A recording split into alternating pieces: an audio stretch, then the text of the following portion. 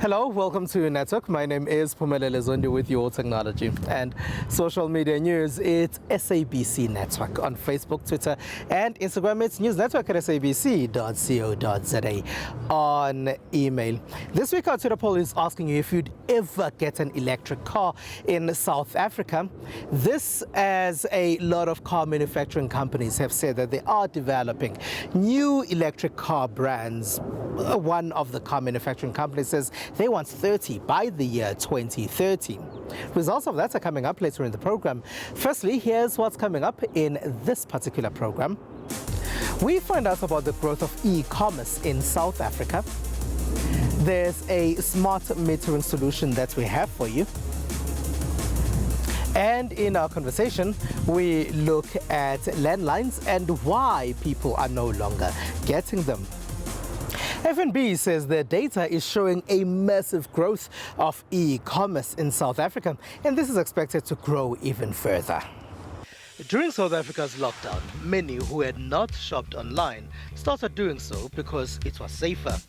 FNB Merchant Services says online sales went up by 55% in 2020. An additional 42% was added in 2021. We know that what we're seeing in terms of the growth today is that there's become a familiarity and a utilization of these services because they drive convenience. They remove friction for us, and they drive, an ability for us to access information. So I think the drive, when you look at the access to fiber and connectivity, and us being a mobile-first continent and country, we skipped the desktop generation. I think that's allowed for us to see a significant set of growth in accessing these digital services that complement our lives. Some could worry about the safety of their personal details online, but experts say South African law is on the side of the consumer on this. Direct marketing has actually been governed by legislation for a very long time. Prior to POPIA, we also had the Consumer Protection Act, which provided very specific rules for providers of direct marketing that they had to follow. For example, you have to have a functioning opt-out. You have to adhere when a consumer asks you to refrain from contacting them. You have to actually honor that request. POPIA has taken it a step further, where it's actually said that a provider has to have opt-in and permission and consent from the consumer to actually contact them. So in that respect, all WASPA members are required to obviously very adhere to these very strict rules. It was inevitable that this kind of growth would eventually come. But the COVID-19 pandemic seems to have shown South Africans that they can open up to online retail spaces. But some still worry about hackers online. Consumers are sharing quite a lot of their personal information, everything from their name, their address, their phone numbers, etc. with these online suppliers for delivery. And the question is whether these suppliers and online stores are actually have the correct safety measures in place to protect consumers' data so that it's not leaked, potentially hacked, or sold to third parties to be used either for illicit activities or fraudulent activities like identity theft, or sold on for other financial reasons. Launched months before the pandemic, Checkers' 60/60 home delivery service has expanded to more than 260 stores nationwide. They've been one of the drivers of online retail in the grocery home delivery space. But groceries are not all South Africans have been buying online. You would have access to buy particular digital products, laptops. We're seeing quite a significant rise in being able to manage the research online. And then going, right, I've made a decision. I don't necessarily need to go in store or into a brick and mortar environment to purchase a printer. I'm looking for a printer that does a printing, that allows for me to scan while I'm sitting at home. So effectively, we're seeing that as another big category. Big retailers are not alone in this space. There are smaller players who've also launched e-commerce services of their own. You might find that your bills for the services you receive in your home are quite high, and perhaps you're looking for new ways of saving water. Smart meters can help in that.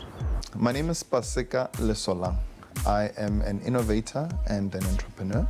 I run a company called WHC. It's a water management solutions company. A big problem that we are facing is that by the year 2030, according to research, our water consumption might exceed availability of supply.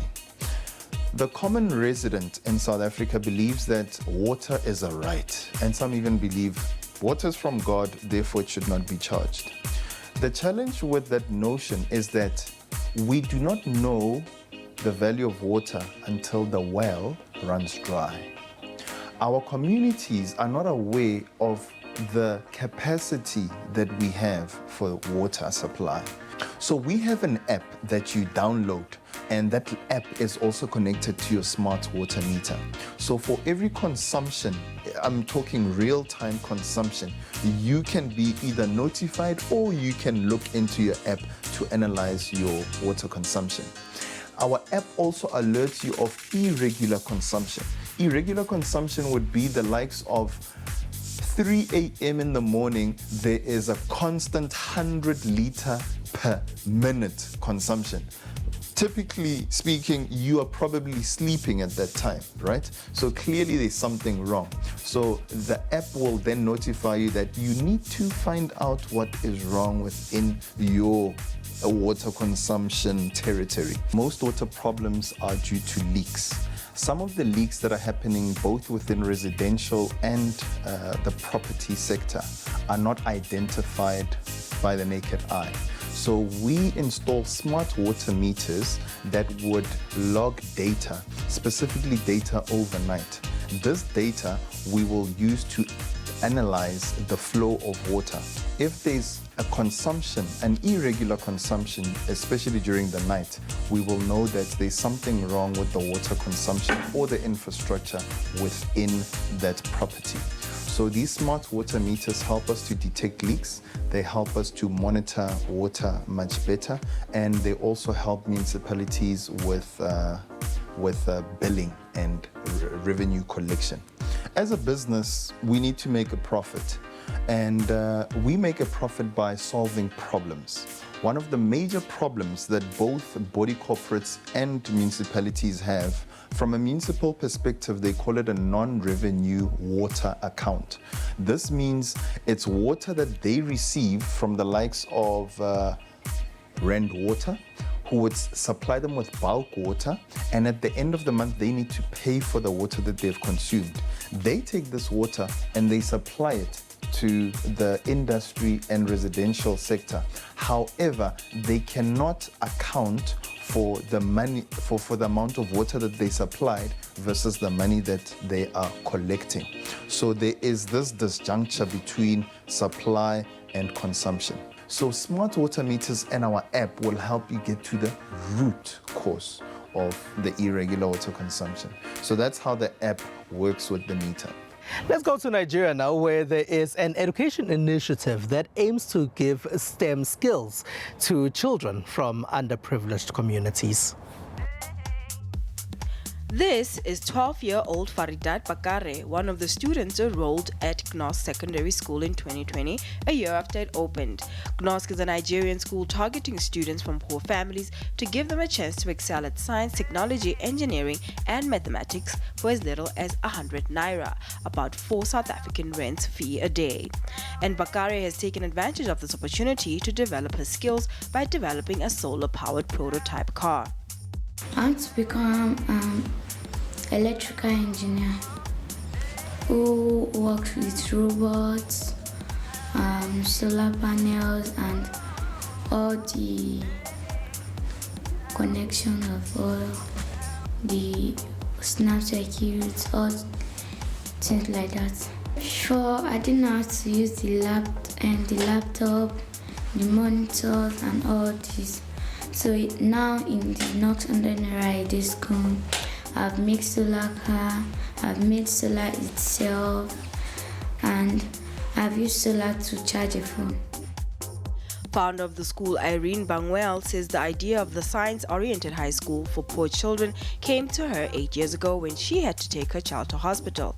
When she heard a cleaner there tell another patient that her young daughter was also a cleaner instead of being in school, this made her heart sink. When we decided to run the Knox School, we had to ask ourselves, what kind of education does the poor man's child need to break out of poverty? That's what we set out to do. We didn't set out to open a classroom and say, oh, there's another new school for poor children. No. We said, how can we fuse into learning for the poor enough value that they can break out of poverty? Knos School runs largely on donations, and school officials visit each family to establish that they have no capacity to pay full fees, which would work out at 66,000 naira per term. For the 100 naira a day fee they pay, students are given uniforms, books, lunch, and girls are given free sanitary pads once a month. Kingsley Bangwell is Irene's husband and co-founder of the project. We will continue a generation of millions of people that are not very literate, that are not very productive, that will continually remain under the poverty line and perpetuate another generation of poverty. And I'm saying there's something we can do about it. We can't reach everybody, but for every one child that we can get out of the street and give this empowering education, I see it is victory and it's a great, great contribution to building a great nation and just society. They run a competitive selection process that takes between 3 to 5 months before a student is finally taken in. The school currently has 82 pupils but is expanding each year. It is a SABC Network on Facebook, Twitter and Instagram. After the break, we chat about landlines and where they go as they are now diminishing.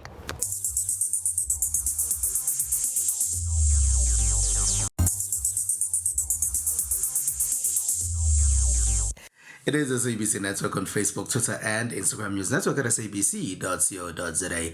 On email, welcome back.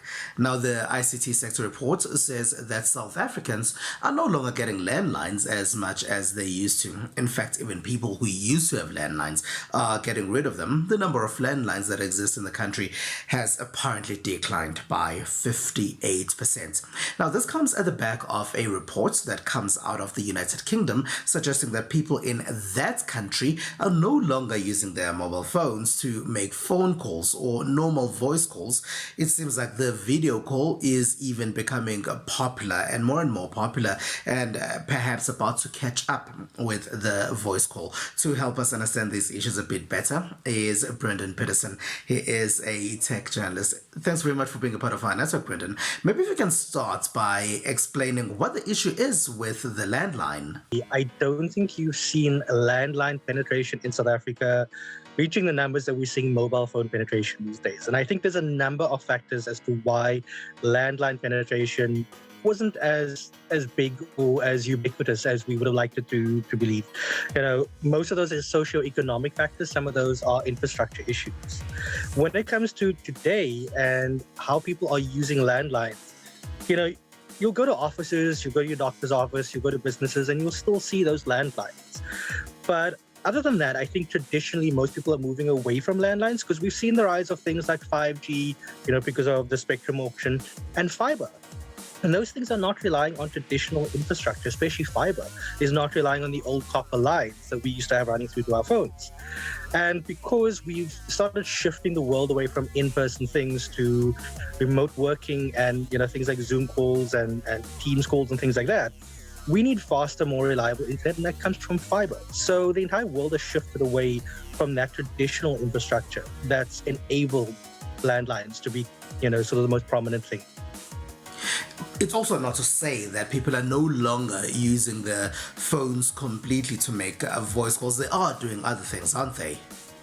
Other than when my bank or my medical aid is phoning me to be, we'd like to tell you about these latest deals. I don't think anyone is actually phoning me on the phone. And none of the people I've spoken to are actually using the phone for phone calls. If we're making phone calls, you're doing things like FaceTime, you're doing things like WhatsApp calls, you know, whether it's video calls or audio calls. But no one's actually using the traditional phoning feature of a phone anymore. However, I think that that's slightly different when you move into sort of more rural areas where people are not relying on smartphones the way we might be in urban areas. You know, in those areas, people are relying on things like, you know, SMSs, USSD, and they might still be making phone calls. In the past, we've heard some mobile network providers complaining about some of the over-the-top services that people have access to nowadays. Should they really be complaining about this? I think as a consumer, you're always looking for sort of value for money. It doesn't matter what you're paying. If you're paying 5 Rand, 50 Rand, 100 Rand, 1,000 Rand, you want to make sure that you're getting the best you can for that kind of money. And I think that that is fair. I think where providers are sitting and saying is, from their opinion, they are giving us what they consider to be the best and the most. So why should they be giving, above and beyond? So I think there's a middle ground between this. And I think that from a consumer perspective, it is fair to ask for what you feel is value. But at the same time, we need to have a collective understanding of what that value is. Because if 20 people here are asking for something, 50 people there, 100 people here, it becomes very difficult to provide a standard service and saying, well, this is what we're giving you as, on the top offerings or above and beyond what we would traditionally offer you. So I think there really needs to be a consensus between telecommunications companies and consumers. What is the middle ground here? Brendan, in Britain, we hear that the mobile phone is now less used for phone calls as it used to be, and people are making video calls and other things. What's the story here in South Africa? Yeah, so if you look at Africa as a continent, we've seen this massive rise of investments, especially in fintech, within the last year. I mean, there was an article I was reading fairly recently saying, there are certain companies that have started making it the norm for South African or African startups, really, to start raising over $100 million in funding. We've got a fair amount of unicorns across the continent, companies like TripperCash, for example. There's so many others.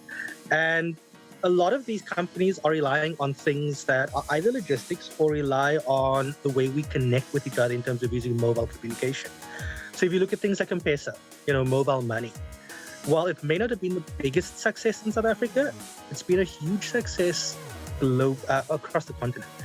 And you look at companies like 4C, who do a lot of the back-end infrastructure for that. They do something like 60%, I believe, maybe more, of the infrastructure. And they're just seeing a constant rise in people across the continent wanting to be able to use mobile money, to be able to transact, to send money to family, to be able to pay for goods at markets, at stores. So I think when you look at how we're using phones, there's a very big difference in terms of how we're using it in urban areas versus how we're using it in rural areas. Either way, we're all still gravitating away from landlines. You also allude to issues of 5G. What can be done with 5G once there's better rollout in South Africa? Yes, so, the whole 5G spectrum, I also just recently spoke about this like a week or so ago. And it's obviously been, I think, a bit of a thorn in the side for consumers, for networks, potentially for ICASA as well. But eventually, we've seen the auction and the spectrum auction be sort of finalized. Things are being allocated. We're now just essentially waiting for these companies to ramp up, and no luck. And we've spoken for years about the benefits of 5G. I think we'll definitely see those benefits come through, and those benefits are not, faster downloads for your Netflix and things. Those benefits are things like, for example, farmers could get sensors planted in the ground, and those sensors could then communicate with their phones or devices using 5G and be able to isolate and say, this bunch of crops in this specific area, there's something not right here. Maybe not growing properly, there's an issue with the soil, and that could obviously help with things like, crop yield, which is a massive global issue in terms of, food scarcity and shortages. So we can use it for things like that. I think there's a lot of other things that we can just see evolve from 5G and 6G, which obviously comes after that. But I think there's definitely going to be a rise in mobile phone usage. I think it's the way that we assume mobile phones are going to be used that is the more interesting discussion, because I don't think the way we know phones as these glass slabs is going to be the way they're going to continue to be for the next 5-10 years. All right, Brendan Peterson, thank you very much for being a part of our network. And with that, let's take a quick break.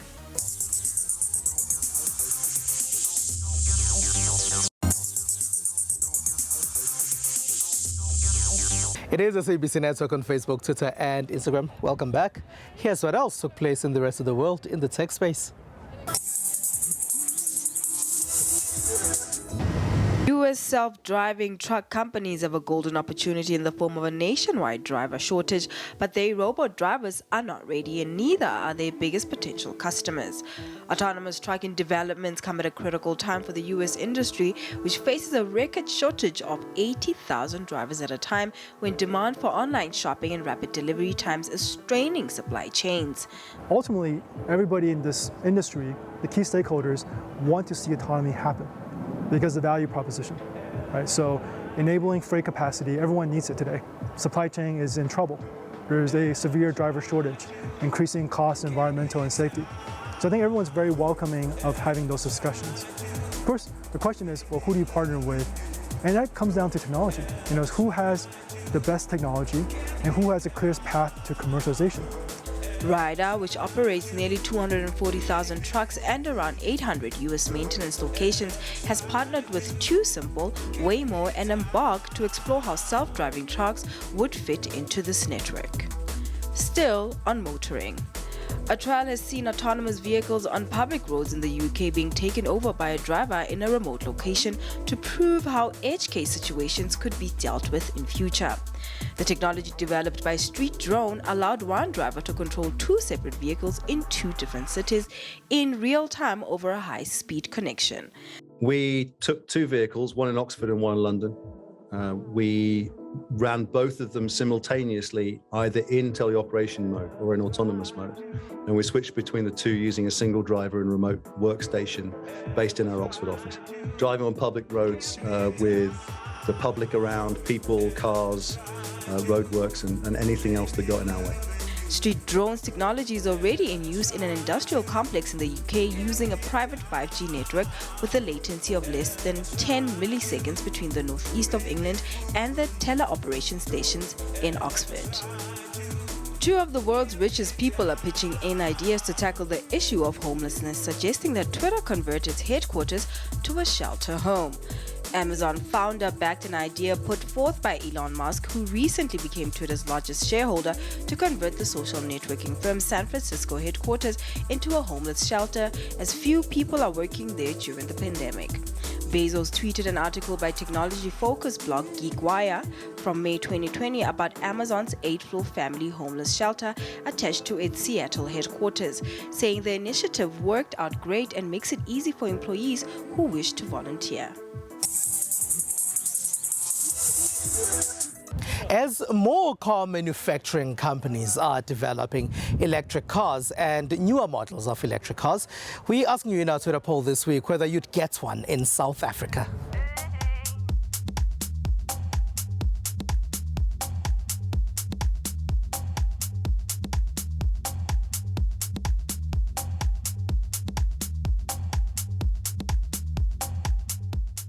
It's SABC Network on Facebook, Twitter and Instagram, News Network at sabc.co.za on email. From me, Siphumelele Zondi, and the rest of the team right here at the Union Buildings in Pretoria. Have a good one. Bye-bye.